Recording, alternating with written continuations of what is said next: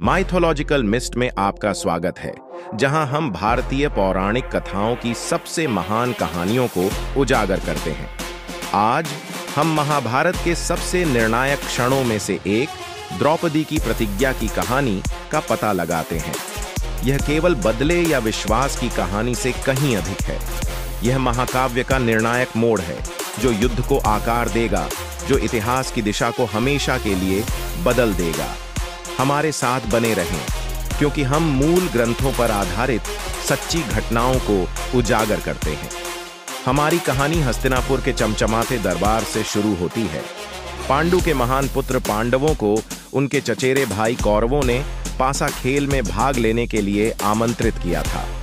सबसे बड़े पांडव युधिष्ठिर, जो धर्म के प्रति अपने पालन के लिए जाने जाते थे, को आकर्षित किया गया था संयोग के इस खेल में।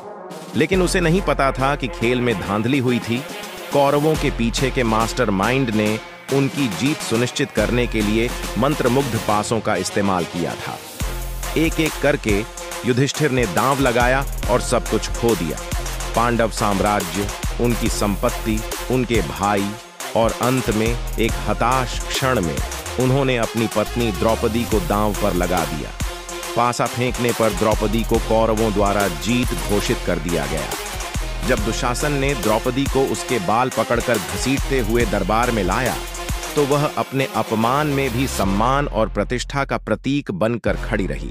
उस समय के महानतम योद्धाओं और संतों से भरा दरबार स्तब्ध होकर मौन बैठा था। किसी ने भी, यहां तक कि भीष्म या द्रोणाचार्य ने भी, अन्याय को रोकने का साहस नहीं किया। द्रौपदी ने एक प्रश्न पूछा जिसने सभी को चुप करा दिया। क्या युधिष्ठिर ने मुझे खोने से पहले खुद को खो दिया था? यदि वह पहले से ही गुलाम था, तो वह मुझे दांव पर कैसे लगा सकता था? इस गहन प्रश्न ने कौरवों के नैतिक भ्रष्टाचार और उन लोगों की चुप्पी को उजागर कर दिया जिन्हें धर्म के लिए खड़ा होना चाहिए था। दुशासन ने बुजुर्गों की चुप्पी से उत्साहित होकर पूरी सभा के सामने द्रौपदी को निर्वस्त्र करने का प्रयास किया। यह इतना घृणित कार्य था कि इससे स्वर्ग हिल गया। द्रौपदी असहाय लेकिन अपने विश्वास में अटूट थी। उसने अपनी आंखें बंद कर लीं और अपने शाश्वत रक्षक भगवान कृष्ण को पुकारा। कृष्ण ने उसकी पुकार का जवाब दिया, यह सुनिश्चित करते हुए कि उसकी साड़ी अंतहीन हो गई। चाहे दुशासन ने कितनी भी कोशिश की, वह उसकी गरिमा को नहीं छीन सका। यह दिव्य हस्तक्षेप दरबार में सभी के लिए सम्मान का क्षण बन गया। द्रौपदी विजयी रही। उसका विश्वास अटूट था, लेकिन नुकसान हो चुका था। युद्ध के बीज बोए गए थे। अपना सम्मान बचाने के बाद द्रौपदी ने एक प्रतिज्ञा की, जिसने कौरवों को अंदर तक झकझोर कर रख दिया। उसने शपथ ली कि जब तक वह अपने बालों को दुशासन के खून से न धो ले, तब तक वह अपने बालों को नहीं बांधेगी। उसकी प्रतिज्ञा केवल व्यक्तिगत नहीं थी, यह उस न्याय का प्रतीक है जिसकी उसने मांग की थी, उसके और उसके परिवार के खिलाफ किया गया अधर्म।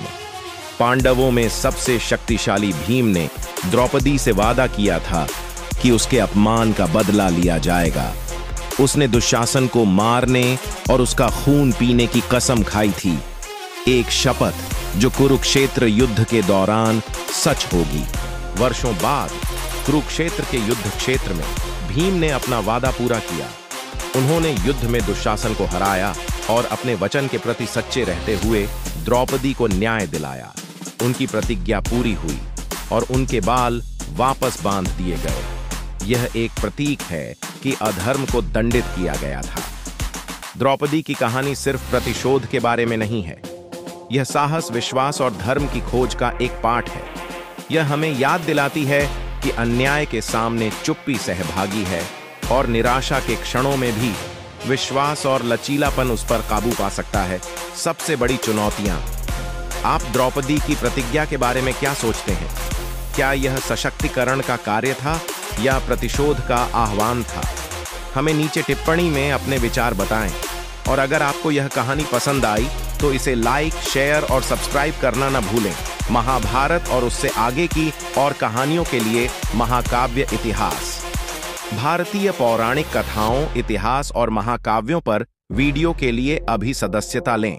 अगले एपिसोड में मिलते हैं।